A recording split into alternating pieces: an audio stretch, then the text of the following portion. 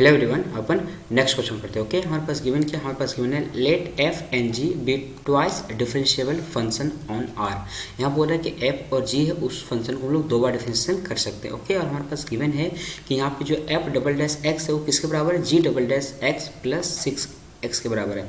और further given है यहाँ पे कि F dash 1 is equal to 4 into G dash 1 minus 3 is equal to 9 है। ओके, और यहाँ पे फर्दर गिवन है F of 2 is equal to 3 G of 2 is equal to 12। तो अपन को पूछा है कि यहाँ पे जो 4 ऑप्शन है उसमें से बताओ कौन सा ऑप्शन हमारा ट्रू नहीं है, ट्रू नहीं वो पूछ रहा है। क्लियर, चलो देखते हैं इस क्वेश्चन को हम लोग कैसे सॉल्व करते हैं। ओके, तो हमारे पास यहाँ पे जो गिवन इन्फॉर्मेशन है पहले उसको हम लोग नोट डाउन कर लेते हैं। ओके, हमारे पास यहाँ पे है F double dash x is equal to G double dash x plus 6 X given है। क्लियर, इसके अलावा हमारे पास यहाँ पे गिवन है F dash 1 is equal to 4 into G dash 1 minus 3 is equal to 9। इसका मतलब ये हुआ कि हमारा जो एफ डैश 1 है वो किसके बराबर है, 9 के बराबर है, और हमारा ये पूरा क्वांटिटी किसके बराबर है, 9 के बराबर। तो अपन क्या करते हैं, इसकी वैल्यू पहले निकाल लेते हैं। क्लियर, तो हमारे पास यहाँ पे बन जाएगा F dash 1 is equal to 9, और यहाँ पे हमारे पास 4 into G dash 1 is minus 3 is equal to 9। Clear, अपन क्या करते हैं, इसको उठा के इधर ले जाते हैं।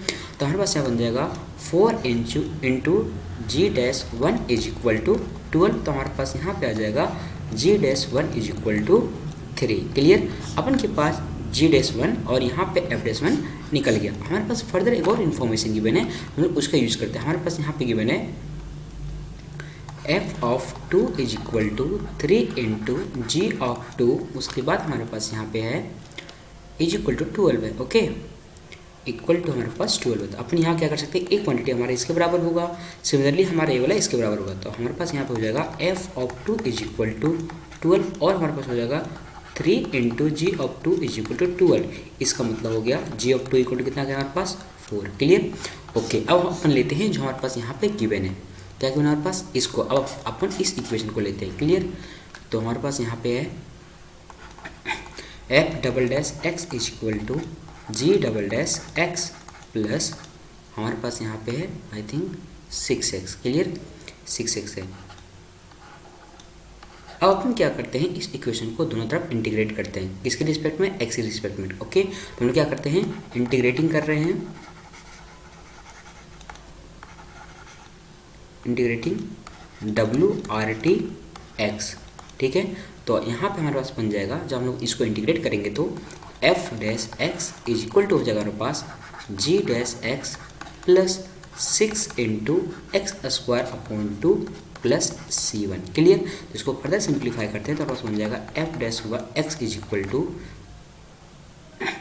जी dash x plus 3x square plus C1। Clear, अब यहाँ पे देख सकते हैं हम लोग कि f ऑफ 1 इक्वल टू हमारे पास कितना है, f ऑफ 1 इक्वल टू हमारे पास 9 है, और g of 1 equal G dash 1 equal to कितना है, 3 है। तो अपन क्या करते हैं, इस कॉन्सेप्ट को यहाँ पे यूज़ करते हैं। तो अपन क्या करते हैं, यहाँ पे पुट करते हैं x इज इक्वल टू 1। तो हमारे पास बन जाएगा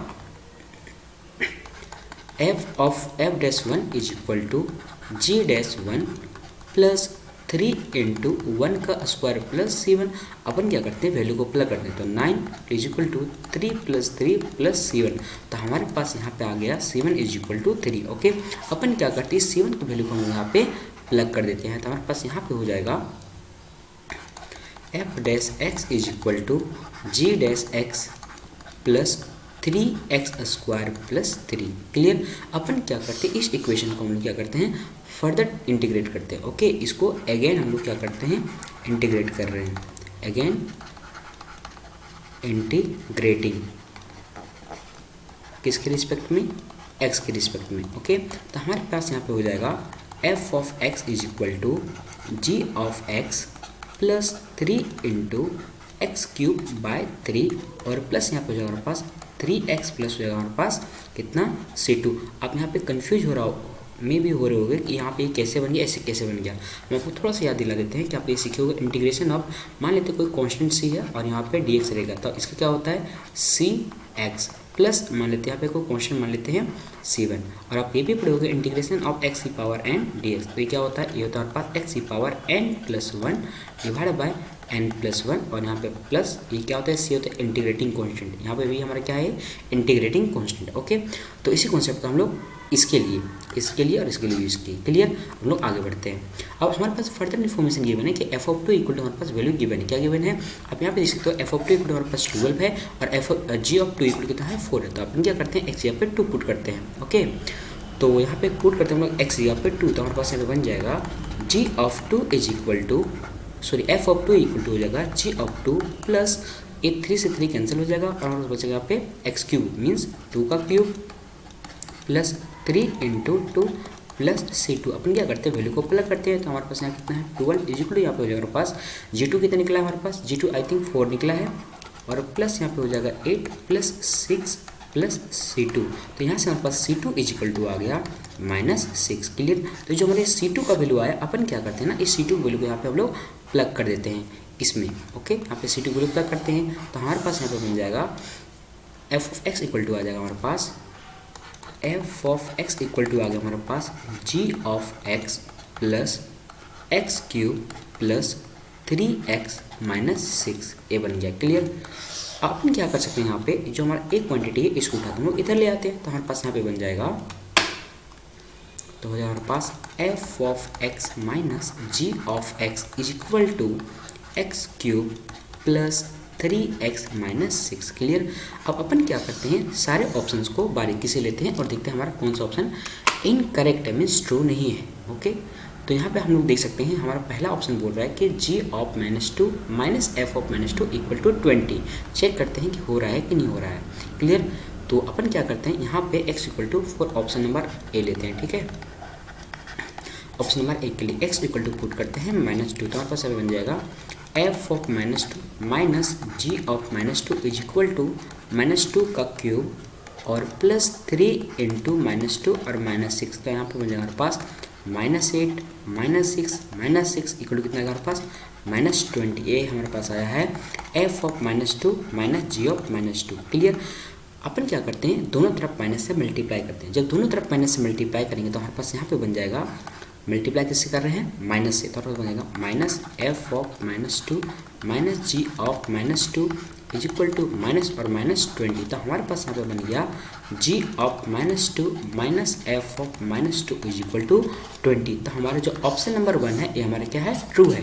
क्लियर, आप यहाँ पे देख सकते हो हमारा ऑप्शन नंबर 1 में क्या बोल रहा था कि एफ, यहाँ पे देख सकते हो आप ऑप्शन नंबर 1 में हमारे पास क्लियरली मेंशन है कि G of -2 minus F of -2 equal to 20। हाँ, तो हमारा ट्रू है, बट अपन को पूछा कि जो नॉट ट्रू है उसके बारे में पूछा है। क्लियर, चलो अब हम क्या करते हैं, नेक्स्ट ऑप्शन को चेक करते हैं। बस नेक्स्ट ऑप्शन में क्या बोल रहा है, ये बोल रहा है 1 और 3/2 के बीच में। हाँ, देखो एक क्वेश्चन क्या बोल रहा है, क्वेश्चन बोल रहा है ऑप्शन नंबर 2 में, ऑप्शन नंबर 2 में बोल रहे हैं कि यदि मान लेते हैं x0 एक कोई वैल्यू है कहाँ, किसके बीच में, 1 और 3/2 के बीच में। तो पूछ रहे क्या ये पॉसिबल है इस इंटरवल में कि f of x0 is equal to G of x0 बन जाए। ओके, चलो इसको भी चेक कर लेते हैं। अभी हम लोगों ने यहाँ पे निकाल चुके हैं, क्या निकाल चुके हैं, अब देख सकते हो इसको अपन क्या करते हैं, इसको लेते हैं। तो तेरे पास क्या बन जाएगा, यहाँ पे हमारे पास है F of x minus G of x is equal to कितना हमारे पास है, x cube plus, let me check, x cube के बाद क्या हमारे पास 3x x cube plus 3x minus 6। Clear, अपन क्या करते हैं, थोड़ी देर के लिए इसको हम मान लेते हैं कि y है। लेट सपोज करते हैं कि y इक्वल टू हमारे पास है x cube plus 3x minus 6। Clear, अपन क्या करते हैं, यहाँ पे x यहाँ पे पहली बात क्या करते हैं हम लोग, x यहाँ पर पहले हम लोग 1 पुट करते देखते हैं वहाँ हमारे पास y की वैल्यू क्या बनता है। क्लियर, तो 1 पुट करने से हमारे पास y इक्वल टू हो जाएगा यहाँ पे 1 का cube plus 3 into 1 minus 6 equal to हमारे पास आ गया -2।